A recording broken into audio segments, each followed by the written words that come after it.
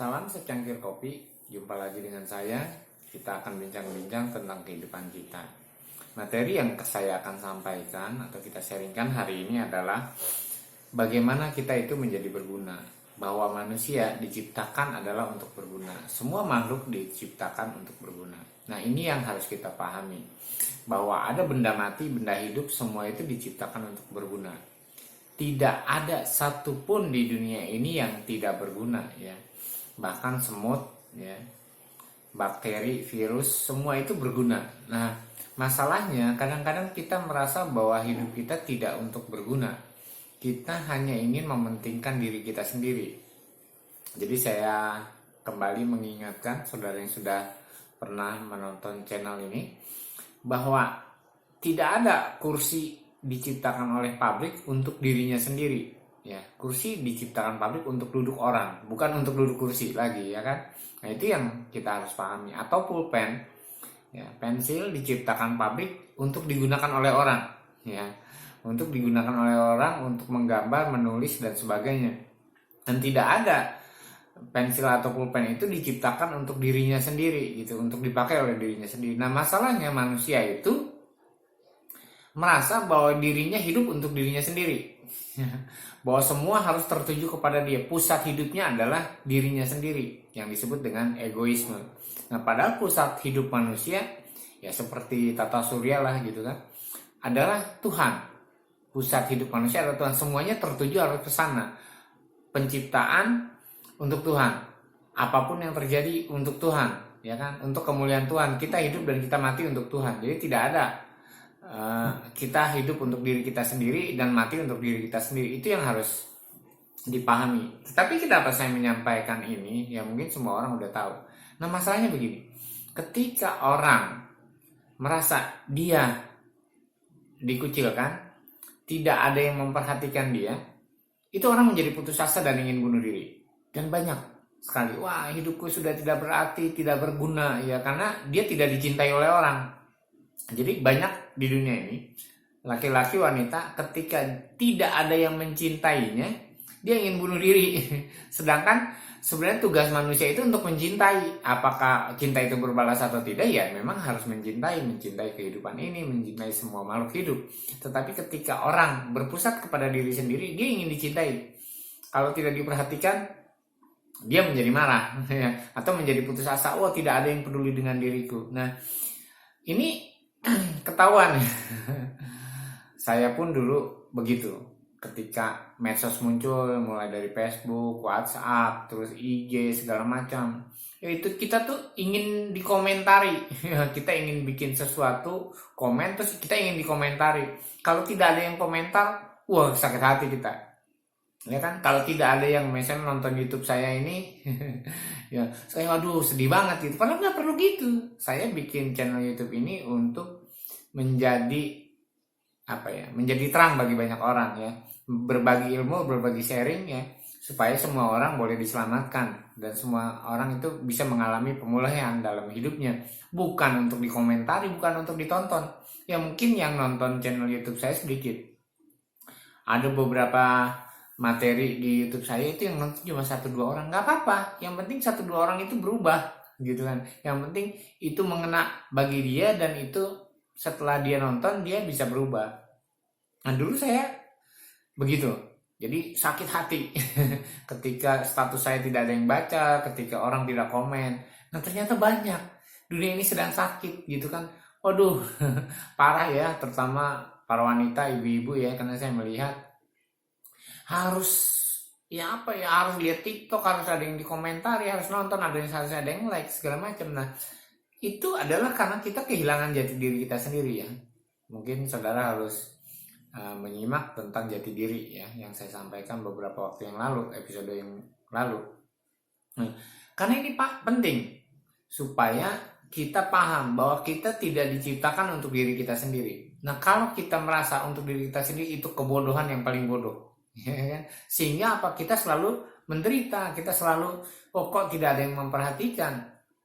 Dan saya sedih sekali karena ada satu orang juga yang dekat dengan saya dalam hidup saya, itu keinginannya untuk bunuh diri karena dia tidak diperhatikan, ya. keinginannya, aduh Tuhan, saya sendiri tidak tahu bagaimana mengatasinya. Tetapi itu adalah manusia yang berpusat kepada diri sendiri.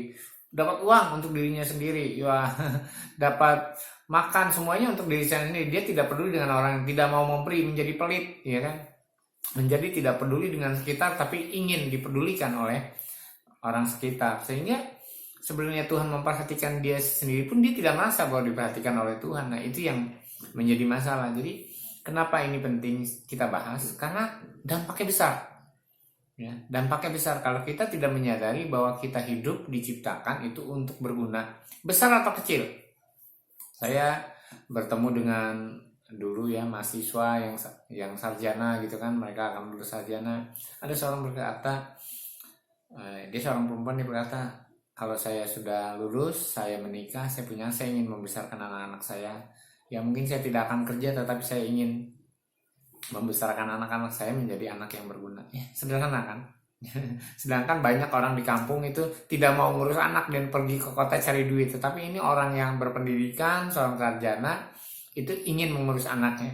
Nah, karena apa? Karena dia ingin berguna bagi keluarganya. Tetapi mungkin orang-orang di desa itu merasa tidak berguna mengurus anak. Dan saya belajar dari ibu saya. Dia seorang yang buta huruf, tidak punya pekerjaan, ya hanya pembantu rumah tangga ya. Ibu saya itu ya kadang disuruh sana disuruh sini oleh siapa saja dia mau, suruh mijit, suruh ngerik gitu ya, dapat upah, suruh masak ya. Kalau ada orang kawinan hajatan, dia pasti suruh masak, bikin kue segala macam, dia disuruh-suruh mau ya. Kalaupun dia tidak dapat upah, dia bawa makanan buat saya dan adik-adik saya gitu kan. Dia pasti dia panggil, kamu kesini sini nih, emak lagi masak di sini, kamu makan di sini aja, nggak usah makan di rumah, karena memang nggak masak di rumah karena memang kita tidak punya uang misalnya. Ya saya harus datang ke tempat orang hajatan itu dan menumpang makan di situ. Itu ibu saya begitu. Tetapi dia merasa berguna ketika saya cuma lulus sekolah. Ketika adik saya lulus sekolah, sebenarnya dia senang gitu bahwa emak itu bangga bisa nyekolahin kamu, padahal dia tidak biaya satu peser pun. Nah itu lucunya ya. Ya, ibu saya itu menyekolahkan kami, sedangkan kami sebenarnya cari uang sendiri untuk sekolah ya. Sejak saya masih SD saya sudah cari uang sendiri, adik saya juga.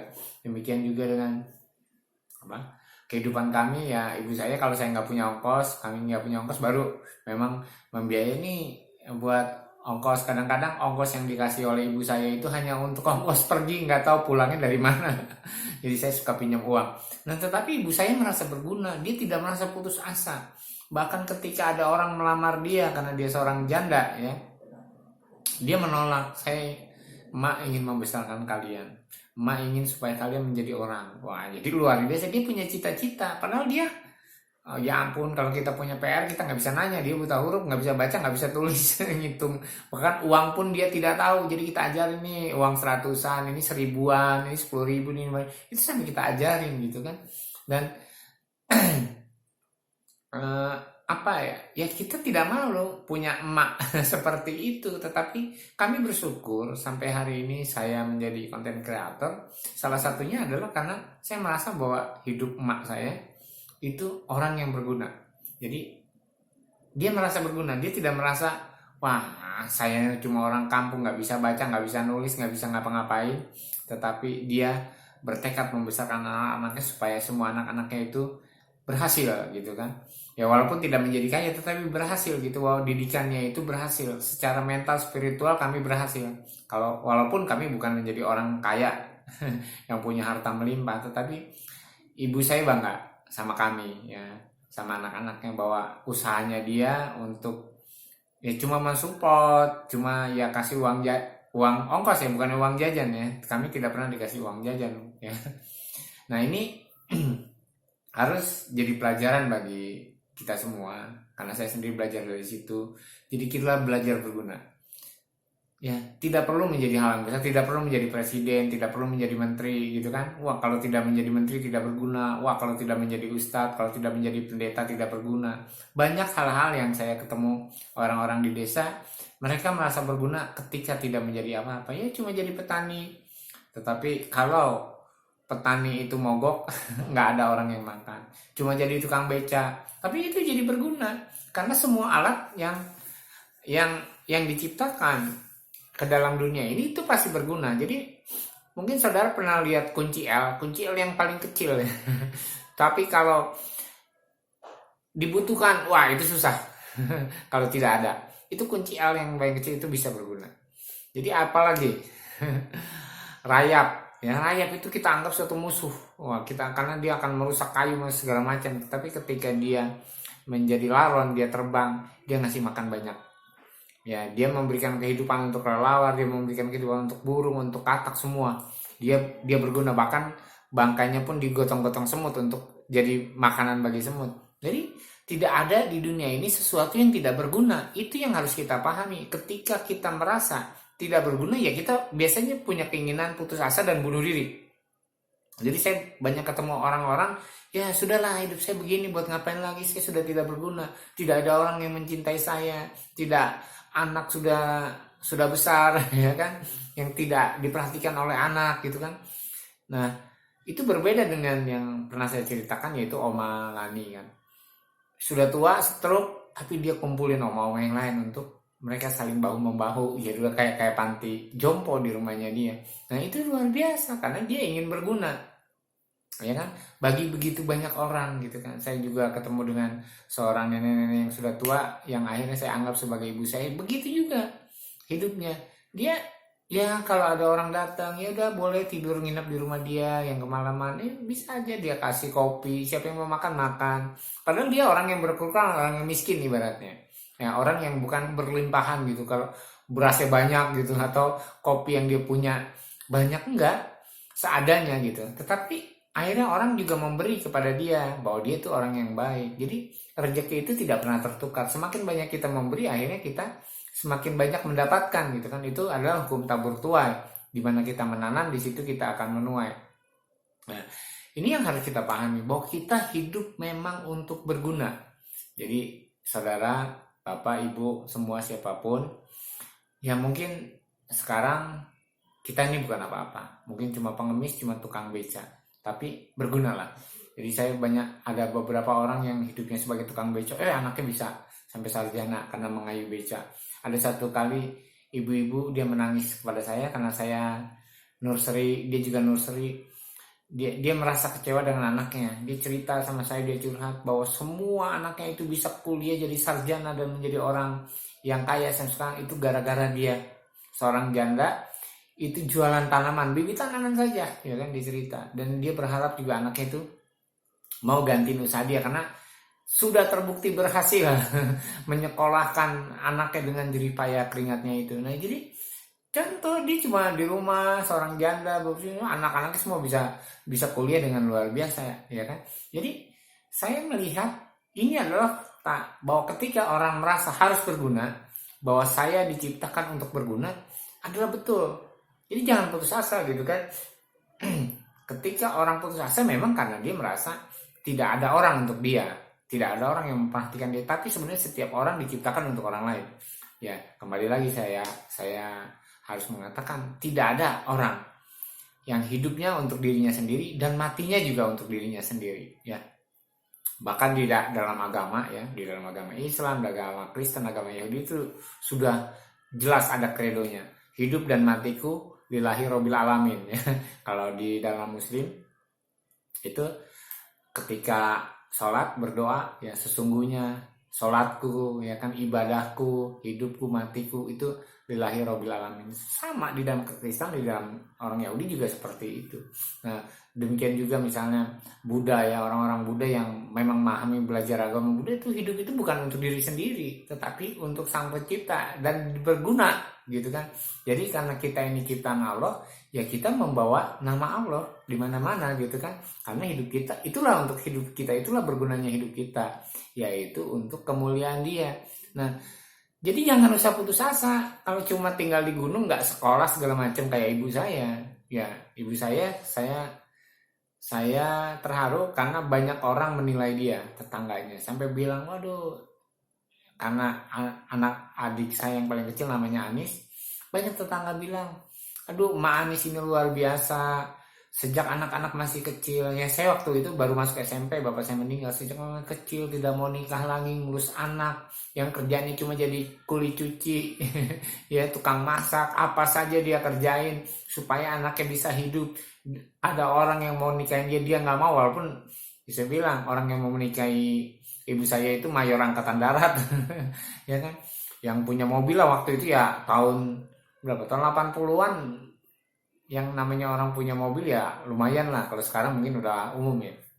Nah ini yang ibu saya tetap setia untuk berguna, bahwa dia diciptakan Tuhan untuk membesarkan anak-anaknya supaya anak-anak itu berhasil. Jadi bukan untuk dirinya sendiri. Saya tidak pernah ibu saya mengeluh kalau tidak ada makanan, atau ibu saya mengeluh kalau tidak punya uang. Ibu saya mengeluh atau kalau kami sakit segala macam, ya pokoknya disayangi, dipeluk, diapain aja lah, pokoknya supaya sembuh walaupun tidak berobat gitu kan.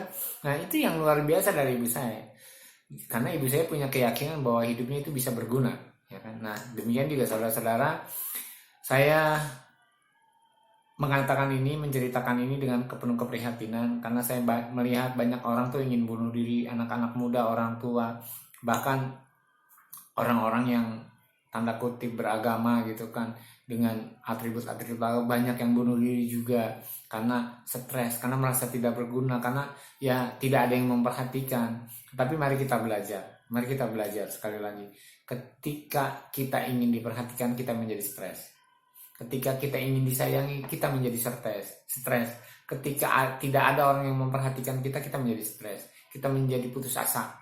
Tetapi ketika kita berguna, ya saudara, jangan berpikir bahwa saya sedang baik-baik saja. Saya katakan sekali lagi, tahun ini saya bukan tahun yang baik-baik saja. Bahkan saya jadi pengangguran dan hanya bisa bikin konten. Ya, tetapi saya ingin berguna. Ya, saya tidak tahu besok saya dapat apa gitu kan. Saya tidak tahu punya bensin atau tidak untuk saya keluar besok kerja. Tetapi saya percaya ketika saya berguna, hidup saya bahagia. Hidup saya bahagia, saya bisa menolong orang lain, membantu orang lain, walaupun hanya dengan nyerocos di depan sebuah kamera gitu kan. Tapi saya berharap bahwa ini berguna. Kalau ada yang putus asa, nggak apa-apa, datang kepada saya. Saya bukan rohaniawan, saya bukan psikolog, tapi saya mudah-mudahan insya Allah bisa membantu. Ya siapa tahu ya kan. Dalam hidup saya selama ini juga sebagai seorang petani, saya justru seperti seorang konselor. Di mana-mana saya menerima curhatan orang. Istri saya juga suka menerima curhatan orang. Padahal kami bukan siapa-siapa. Kami tidak bisa apa-apa. Tetapi kami bahagia ketika kami bisa menolong orang. Ya walaupun hanya dengan kata-kata.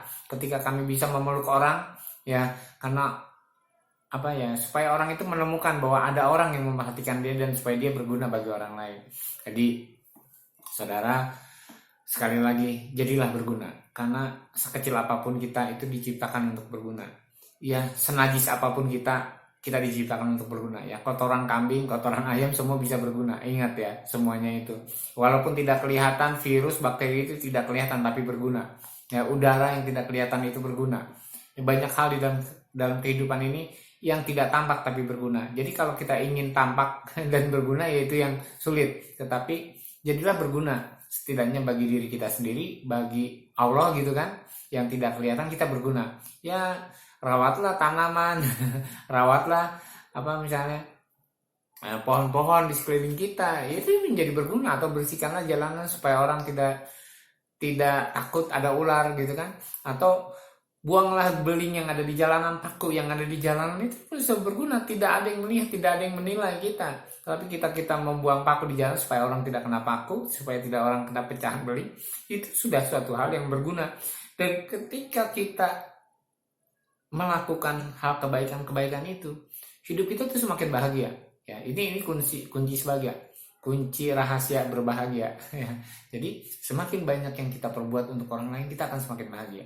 Yang jelas itu dilakukan dengan tulus. Ya tadi ambil beling lah, bersihkan halaman, bersihkan jalanan, ya kan, membuat orang menjadi nyaman, ya kan. Tidak ada yang tahu apa yang kita lakukan, ya. Bisa tidak ada yang tahu, orang tidak ada yang tahu. Tetapi kita itu akan berbahagia, kita akan merasa berguna, kita akan menjadi penolong-penolong orang lain walaupun mereka tidak tahu sebenarnya kita tolong. Demikian juga saya di channel YouTube saya berharap membantu banyak orang yang putus asa. Yuk jangan putus asa.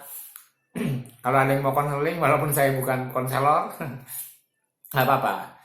Saya menjadi teman buat ngobrol bagi saudara. Ya. Jadi yuk mari kita belajar memahami diri kita sendiri bahwa kita diciptakan untuk berguna sekecil apapun kita. Apakah kita cuma menjadi obeng, menjadi tang gitu kan, yang kecil gitu kan, atau cuma menjadi sebuah batu kecil tapi bisa buat ganjel pintu atau ganjel jendela. Yang penting kita merasa bahwa hidup kita berguna. Ketika hidup kita merasa tidak berguna, itu menjadi masalah dan membuat kita akan putus asa. Terima kasih sudah menyaksikan. Tetap semangat. Ingat bahwa kita diciptakan untuk berguna. Sekecil apapun kita, menjadi alat sekecil apapun, menjadi makhluk sehina apapun, kita diciptakan untuk berguna. Berguna bagi kemuliaan Allah yang telah menciptakan kita. Terima kasih. Tetap semangat dan jangan lupa ngopi.